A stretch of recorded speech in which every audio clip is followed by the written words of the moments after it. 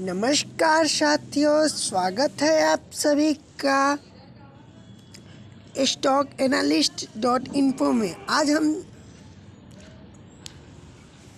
हम चर्चा करेंगे विश्व के सबसे लग्जरियस ब्रांड की कहानी। इलोन मस्क को पछाड़ने के कारण आए चर्चा में। सो गाइस, यहाँ देख रहे हैं हमारा जो टॉपिक है विश्व का सबसे लग्जरियस ब्रांड। वाओ है। तो स्वागत है आप सभी का। आज हम चर्चा करेंगे बातें बाजार की पर। जब बातें बाजार की हो तो बाजार में सबसे महंगा क्या, सबसे सस्ता क्या और यह भी पता होना चाहिए कि सबसे अमीर कौन भैया, हाँ, यह भी जानना बहुत ही ज़रूरी है। सो आज के आर्टिकल में हम एक ऐसे व्यक्तित्व के बारे में चर्चा करने जा रहे हैं जिसने हाल ही में एलोन मस्क को दुनिया की सबसे चर्चित व्यक्ति, हाल ही में एलोन मस्क जो दुनिया के सबसे चर्चित व्यक्ति हैं और चर्चा के साथ साथ दुनिया में सबसे पहले व्यक्ति हैं, उन्हें पछाड़कर अपना नाम काबिल किया है। जो चलते हैं, ये सब देख रहे हैं न्यूज़ की कटिंग्स है कि Elon Musk longer world richest man. So Bernard Arnault worldest richest was once called whale in Kashmir bay. So आप ये सब देख रहे हैं, न्यूज़ की कटिंग यहाँ लगी हुई है। सो गाइस, चलते हैं, आगे बढ़ते हैं। चर्चा कर रहे हैं ऐसे व्यक्तित्व की। हम लोग आज चर्चा कर रहे हैं ऐसे व्यक्ति की जो मालिक है दुनिया के सबसे महंगे ब्रांड का। हम चर्चा कर रहे हैं ऐसे व्यक्ति की जिसने 73 वर्ष के उम्र में भी लोगों के लिए एक मोटिवेशनल होने का काम किया है। बहुत से लोग मानते हैं कि एक उम्र के सीमा के बाद बिजनेस या फिर किसी वर्किंग में नहीं रहना चाहिए। ये व्यक्ति जो वर्तमान में 73 वर्ष के ओल्ड यानी बूढ़े आदमी हैं, जो आज दुनिया के नंबर 1 पैसे वाले हैं और अपने काम को बड़े अच्छे से एंजॉय करते हैं। आज इस आर्टिकल में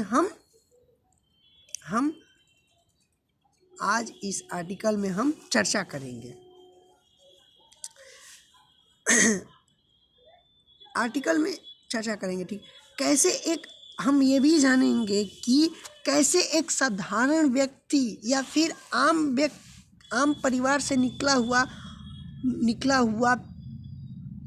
व्यक्ति जो अपॉर्चुनिटी में जिसको ब्लेसिंग बोला जाता है, अपॉर्चुनिटी ब्लेसिंग इज डिस्गाइज कहते हैं, वो आपदा में भी अवसर को ढूंढ लेता है।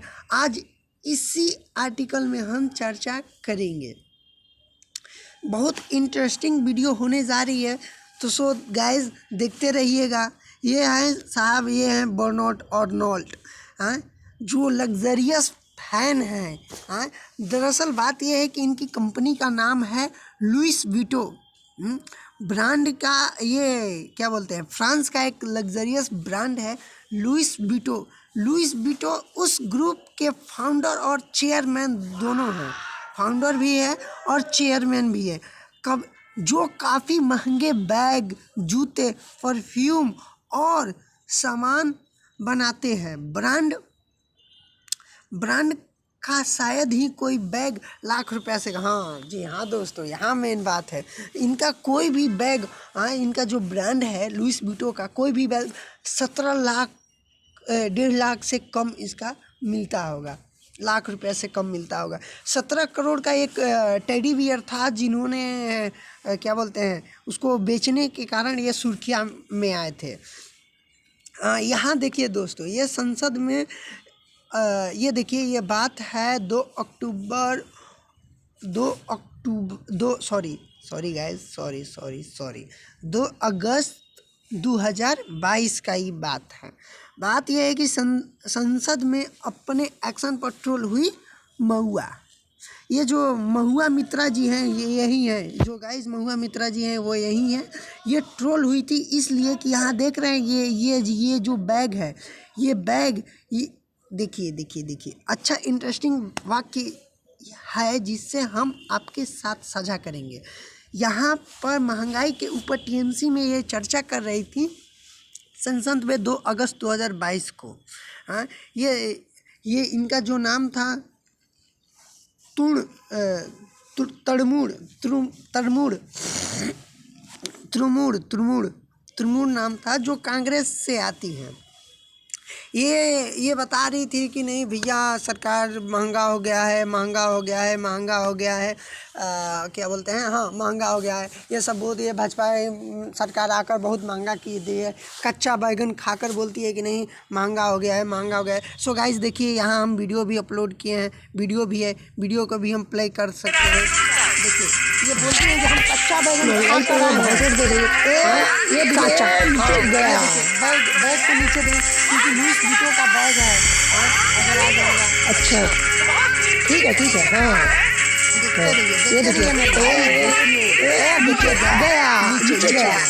दरअसल बात ये है ना, हाँ, कि ये जो मैडम है महुआ मित्रा जी, ये कहती हैं कि हम कच्चा बैगन खाकर संसद भवन में हम लोग वर्कआउट कर रहे हैं। अच्छा ठीक है, दिखाती हैं कुछ और, है कुछ और। ये महाशय जी हैं जो लुइस विटो का जिसका स्टार्टिंग प्राइस लाख रुपया है खाली एगो बैग का। अब बताइए कहाँ महंगाई बढ़ा है साला, यही तो सब लोग खा जा रहे हैं। क्या हम बताएं भाई, सब आपके सामने है। सो देखते रहिए। अब आते हैं अपने मुद्दे पर, बाजार पर अब लौटते हैं। ये हैं बर्नार्ड आर्नोल्ड, दुनिया के सबसे luxurious goods company LVMH mount Henry के CEO हैं। इस कंपनी में आर्नोल्ड और उनके परिवार की LVMH की 41% हिस्सेदारी है। इनका जो LVMH है उसका 41% इनका हिस्सेदारी है और अधिक से हिस्सेदारी है। लग्जरियस हाउस के पास अभी 75 ऐसे ब्रांड हैं। इनमें से लुइस विटो, क्रिस्टियन डियोर, फिनडैन, मोती देखते हैं भाई, ऐसा नाम है कि हमको पढ़ने भी नहीं आ रहा है, साला हम इसका नाम भी नहीं सुने थे। यही है लुइस क्या बोलते हैं बर्नार्ड आर्नोल्ड जी। हाँ, यही जो बंदा है। हाँ, यहाँ हम स्टार्ट करेंगे बर्नार्ड आर्नोल्ड का जीवन परिचय। जो भाई साहब बर्नार्ड आर्नोल्ड का पूरा नाम था बर्नार्ड आर्नोल्ड का पूरा नाम है Bernard Jean Etienne Arnault, Etienne Arnault, Bernard Jean Etienne Arnault. इनका जन्म 15 मार्च 1949 में फ्रांस के रिक्वेक्स फ्रांस में हुआ था। बर्नार्ड के पिता जीन लियान आर्नोल्ड था।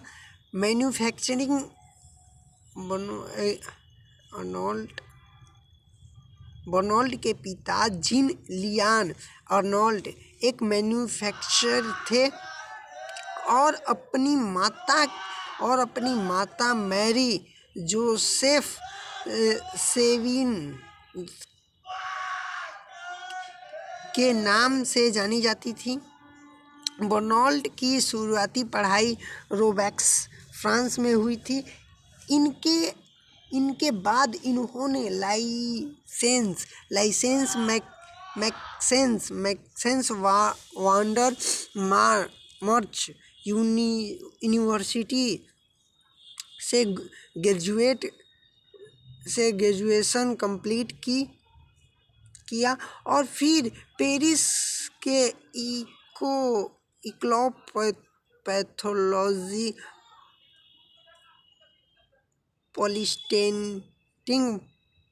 प्रोस्टेटिंग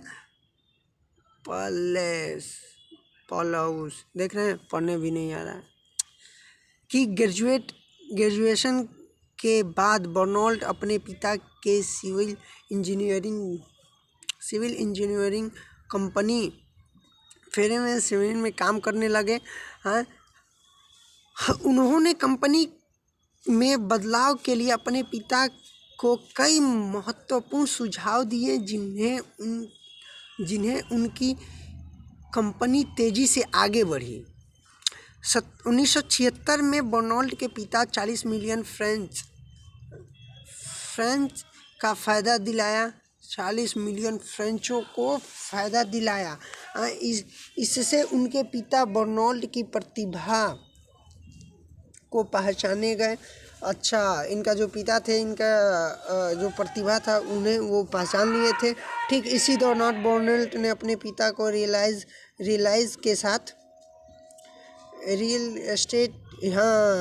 एस्टेट के साथ आजमाने का सुझाव दिया। उनके पिता ने बर्नौल्ट का सुझाव पर अमल किया। वाव! कंपनी फेरलिंग का जन्म हुआ। अच्छा, इसी प्रकार इन्होंने एक अपनी कंपनी का किए थे। सन 1981 में फ्रांस की सत्ता परिवर्तन हुआ पर वहाँ पर फ्रेंच सोशलिस्ट सत्ता में आ गए। इस दौरान अच्छा देखिए 1981 में जो इनका सत्ता वो परिवर्तन होने के बाद इन्हें देश निकाला दे दिया गया। सरकार के फैसले पर बर्नौल्ट जी देश छोड़कर अमेरिका चले आए। यही जो था ये आज्ञा दिया है, बर्नौल्ट तू नहीं रहेगा, तू निकल यहाँ से। गणी पर लात मार कर भगा दिया। सॉरी, वर्ड गलत यूज़ कर रहा हूँ। सो देश निकालने के बाद ये अमेरिका चले गए। वहाँ जाकर एक कैब मंगाए थे, जो ऑटो बोलते हैं, ऑटो रिक्शा मंगाए थे। उसने पूछा, बर्नौल्ट जी ने पूछा कि क्या आप फ्रांस को जानते हैं? फ्रांस को जानते हैं? तो बोला, उसने पूछा तो बोला हाँ सर, कई बार से आए हैं। क्या यहाँ के तो नहीं लगते? हाँ, वो क्या ड्राइवर था, वो पूछा कि हाँ सर, आप कौन हैं? कहीं बाहर से आए हैं क्या? यहाँ के तो नहीं लगते। बर्नौल्ट ने बताया कि मैं फ्रांस से हूँ, फ्रांस के रहने वाले हूँ। फिर वह बोले, फ्रांस के बारे में कुछ जानते हो? इस पर ड्राइवर मुस्कराया, धीरे से बोला, सॉरी सर, मैं फ्रांस के बारे में तो नहीं जानता हूँ, पर हाँ, मैंने क्रिस्टियाना डियार का नाम सुना है। कैब ड्राइवर ने यह बात बताया। बर्नौल्ट के दिमाग में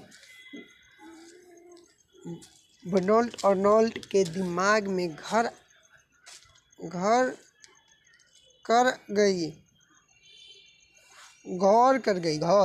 सन 1883 में जब फ्रांस की सत्ता परिवर्तन हुई तो पुनः यह अपने देश आ गए।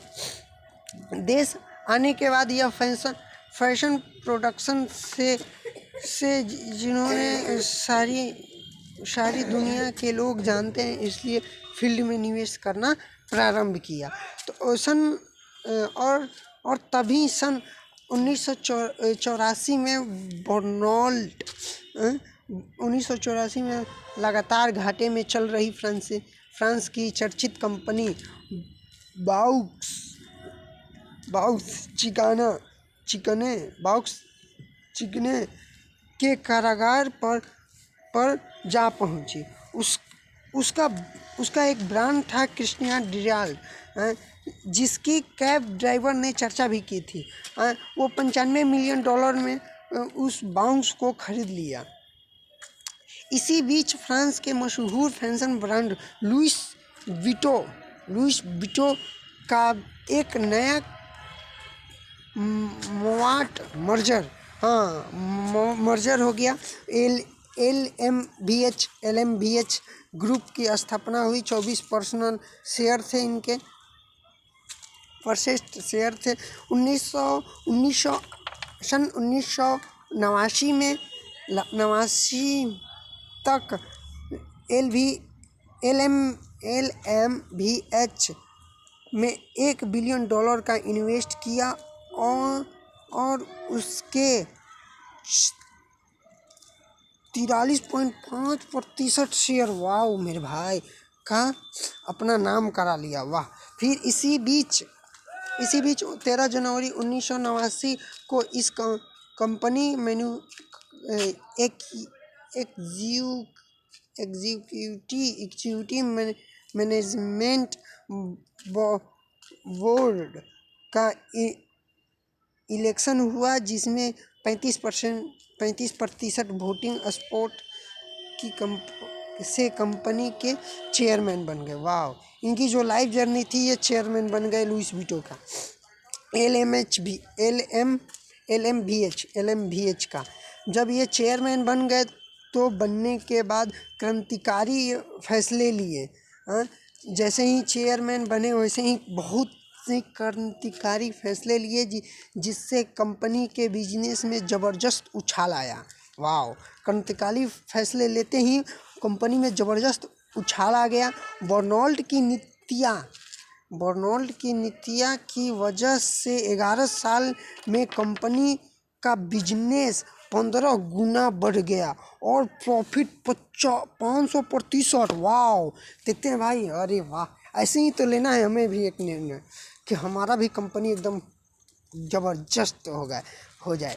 बर्नौल्ट यहीं पर नहीं रुके, अभी भी यहीं पर नहीं रुका। उनका फैशन कंपनियों के प्रति जुनून धीरे धीरे बढ़ता गया। उन्होंने सेलिंग मार्क जेक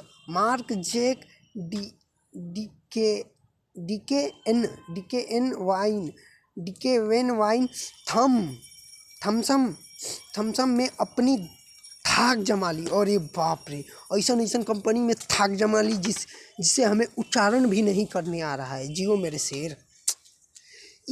इसके साथ ही उन्होंने इटालियन ज्वेलर्स कंपनी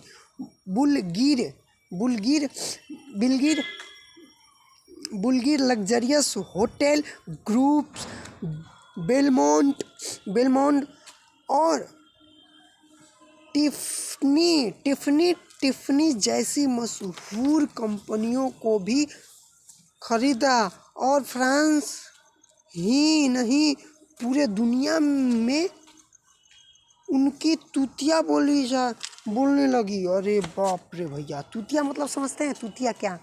अरे जैसे ये नहीं, अरे फलानवा के लिखवा तो ही करा था, अरे हुनकर लिखवा था इसे, तू क्या कर, इसी को बोलते हैं तूतिया। फैशन के अलावा बर्नौल्ट ने कई ब्रांड में भी निवेश किया है। हाँ, ये तो सही बात है। ये इनका जो निवेश है, नेटफ्लिक्स का नाम सुने? नेटफ्लिक्स, उसमें भी इनका नाम है। बर्नौल्ट का करीब उनके कितना परसेंटेज नहीं पता है, लेकिन हाँ, उसमें भी ये अपने निवेश किए हैं। फोर्ब्स कंपनी के मुताबिक वर्तमान में बर्नौल्ट की नेटवर्थ फ्रेंच के जीडीपी के 3% के तक पहुंच गई है। वाह, अच्छा चलिए इनका थोड़ा फैमिली परिचय ले लेते हैं। फैमिली बर्नौल्ट की 2 शादियां हुई हैं, 2 शादी हो चुकी है। वाह बूढ़ा साला, बुढ़ावा 2 शादी की है। इनके 5 बच्चे हैं। वाह वाह वाह, क्या बात है, 5 बच्चे हैं। ओहो, बर्नौल्ड की पहली शादी 1973 में एनी देवरीन से हुई। 1990 में 73 में फिर कैलस, फिर उसके बाद 90 में कर लेलस। एक अच्छा देख रहे हैं भैया, 90 में तलाक हो गई। अरे वाह। उनकी दूसरी शादी 91 में, 90 में तलाक भई ना 73 में शादी भई, 90 में तलाक भई, 91 में गौरी हो गई। हेलेन मर्सिस से इनकी शादी हुई। वे एक पियानो वादक हैं। आहा, ये जो हैं ये पियानो वादक हैं। बर्नौल्ड की पहली पत्नी से 2 बच्चे हुए और दूसरी पत्नी से 3 बच्चे, जिसमें एक लड़की भी शामिल है। 4 लड़के हैं। वाह। उनकी लड़की डेल्फिन अर्नोल्ड। अच्छा यहीं दे। ओहो, अरे कहाँ जाता है जुमोक। हाँ ये देखिए, ये महाशय हैं बर्नौल्ड अर्नोल्ड जी।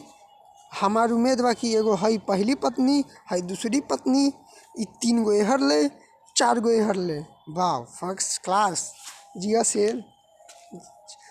फिर उसके बाद कहाँ ये सब हैं। फिर हाँ, बर्नौल्ड अर्नोल्ड के शौक। वाह वाह वाह, पहल शौक पर पहल। चलिए भाई, बर्नौल्ड अर्नोल्ड के शौक पर पहल करते हैं। बर्नौल्ड अर्नोल्ड एक कला प्रेमी व्यक्ति थे। वे मशहूर आर्टिस्ट और कलात्मक पेंटिंग्स के कलेक्शन के लिए भी जाते थे। इसके अलावा वे हर साल अपनी कंपनी LMVH के बैनर तले यंग फंक्शन डिज़ाइनर का एक इंटरनेशनल कंपटीशन भी करवाते थे, जिसके विजेता को कंपनी की तरफ से 1 साल की मेंटरशिप दी जाती थी नहीं अभी भी। अरे भाई, हम हिस्सा लें। उनका अपना डिजाइनर लेवल बनने में मदद की जाती है। उनका अपना डिजाइनर लेवल बनाने में मदद की जाती है। वाह। बर्नौल्ड नेचर, कल्चर और ह्यूमन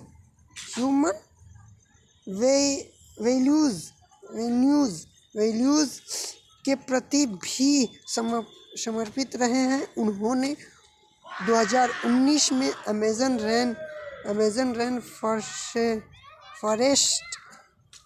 रेन फॉरेस्ट में लगी आग को बुझाने के लिए $11 मिलियन का दान भी दिया है। वाह वाह, ये तो बच्चा चला ठीक काम के लिए वो दान दे दिले वो $11 मिलियन के। इसके अलावा वे कल्चर और आर्टिस्ट प्रोग्राम के लिए भी समय समय पर सहयोग करते रहते हैं। चलिए ठीक है। नेक्स्ट हेडिंग है बर्नौल्ड अर्नोल्ड के पुरस्कार एवं सम्मान। बर्नौल्ड अर्नोल्ड के उनके आर्थिक और सामाजिक योगदान के लिए समय समय पर विभिन्न पुरस्कार और सम्मान भी प्रदान किए जाते हैं। उन्हें वर्ष 2007 में फ्रांस के सर्वोत्तम सम्मान के रूप में सेनापति का नाम दिया गया था। 2007 में ही उन्हें टाइम्स मैगजीन में दुनिया के 100वें स्थान प्रभावशाली लोगों में शामिल किए थे। उन्हें 2007 में फ्रेंच लिस्ट ऑफ ऑनर और 2011 में फ्रेंच लीजन ऑफ ऑनर का ग्रेड ऑफिसर भी बनाया गया। इसके अलावा वर्ष 2014 में the museum of modern art का प्रसिद्ध डेविड रिकॉर्डफिलर पुरस्कार भी प्रदान किए गए। बर्नौल्ड अर्नोल्ड के बिजनेस की खास बात यह है कि वे स्टार ब्रांड में निवेश करते हैं। ऐसे ब्रांड जो अपनी क्वालिटी और क्लास के लिए जाने जाते हैं। वे अपने ब्रांड्स की क्वालिटी पर बेहद ध्यान देते हैं और इसके वे मशीनों में तुलना भी स्किल वर्कर को ज़्यादा महत्व देते हैं। मशीनों का महत्व नहीं देते हैं, स्किल वर्कर को महत्व देते हैं। वर्तमान में बर्नोल्ट के पास 75 से ऐसे अधिक पॉपुलर ब्रांड है जिनमें फैशन वाइन्स, परफ्यूम्स, कॉस्मेटिक्स और ज्वेलरी प्रमुख हैं। इनके अपने ब्रांड्स के लगभग 55,000 स्टोर है। अरे बाप रे, 55,000 दुकान खड़ा करके रख ले। जिया मेरे शेर जिया। समय की नज़र रखते हैं। ओहो हो, समय के नज़र और नजब भी रखते हैं। यही कारण है कि वे टॉप सिंगर रियाना के साथ कोलेबरेशन करते हैं। कोलेबरेशन करते हैं। जी हाँ, रियाना के साथ टॉप सिंगर कहाँ के फ्रांस के क्या नाम है, फ्रांस के टॉप सिंगर रियाना। वहीं दूसरी और तेज़ी से उभरे हुए ब्रांड को अपने ग्रुप में शामिल भी कर लेते हैं। जी हाँ मेरे शेर, बर्नोल्ट अर्नोल्ट बेहद एक्टिविटी हैं। आज भले ही उनके बिजनेस में उनके बच्चे उनकी मदद कर रहे हैं, पर आज भी वे अपनी कंपनी के प्रोडक्शन, मार्केटिंग और सेल्स में सभी योजनाओं पर पूरी नज़र रखते हैं और नियमित तौर पर अपने स्पोर्ट्स पर विजिट करके